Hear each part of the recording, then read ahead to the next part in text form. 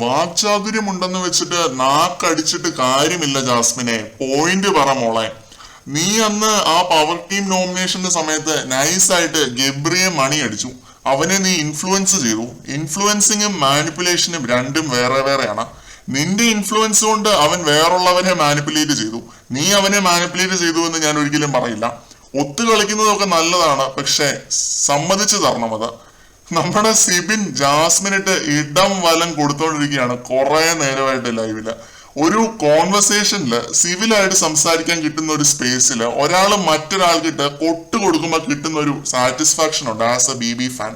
അതാണ് ഇപ്പൊ സിബിന്റെ ഈ ഒരു സംസാരത്തിൽ എനിക്ക് കിട്ടിയത്. എവിടെ നിന്നില്ലാത്തൊരു സാറ്റിസ്ഫാക്ഷൻ. സിബിൻ നല്ല കട്ട്രോട്ടായിട്ട് പ്രേക്ഷകർ എന്താണ് ചിന്തിച്ചത് എന്നത് ജാസ്മിനോട് പറയുന്നുണ്ട്. അന്ന് ഗബ്രിയുടെ സഹായം ഇല്ലായിരുന്നുവെങ്കിൽ ജാസ്മിൻ പവർ ടീമിൽ കയറില്ലായിരുന്നു എന്നത് വ്യക്തമായിട്ട് പറയുന്നുണ്ട്. ഋഷിയും സിജോയും ഒക്കെ പറഞ്ഞത് ഫാക്റ്റുകളായിട്ടും ഗബ്രി ഒറ്റ ഒരാളുടെ മാനിപ്പുലേഷന്റെ പുറത്താണ് നിന്നെ അവര് തെരഞ്ഞെടുത്തത് അന്നത്തെ പവർ ടീം. ഇതൊക്കെ പറഞ്ഞപ്പോൾ ജാസ്മിന്റെ മുഖം കാണണമായിരുന്നു, കാണേണ്ടത് തന്നെയാണ്. ഏത് നേരത്താണ് എന്റെ പടച്ചവനെ ഈ 6 എണ്ണങ്ങളെ കയറ്റി വിടാൻ തോന്നിയത് എന്നൊരു ചിന്തയായിരുന്നു ജാസ്മിന്റെ ഉള്ളില്. വൈകുന്നേരം ഇരുന്ന് ജാസ്മിൻ മിക്കവാറും കരയും ഗബ്രിയുടെ മടിയിൽ കിടന്ന് ഉറങ്ങാൻ നേരത്ത്. പിന്നെ ജാസ്മിൻ ഭയങ്കര ഡിഫെൻസീവ് ആവുന്നുണ്ട്, സ്വാഭാവികമാണത്. ടോപ്പിക്കിൽ ഗബ്രി ഉണ്ടെങ്കിൽ ജാസ്മിൻ ഡിഫൻസ് മെക്കാനിസം വേറെ ലെവലാണ് ജാസ്മിന്റെ. ഇരുന്ന് ന്യായീകരിച്ചങ്ങ് വേർപ്പിക്കുവാന്നേ. സിബിന്റെ ഭാഗത്ത് ഞാനായിരുന്നെങ്കിൽ അപ്പൊ തന്നെ എണീറ്റ് പോയനെ. പുറത്തുനിന്ന് വന്ന ഒരാള് ഔട്ട് പോയത് കണ്ടിട്ടാണ് വന്നത് എന്നൊരു ബേസിക് കോമൺ സെൻസ് ജാസ്മിൻ ഇല്ല.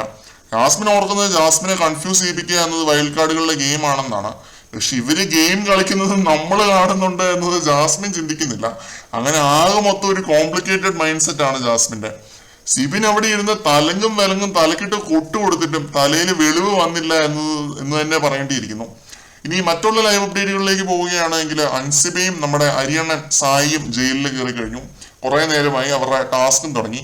ജയിൽ അപ്ഡേറ്റുകളും അവരുടെ കോൺവെർസേഷൻസുമായിട്ട് നമുക്ക് വീണ്ടും കാണാം.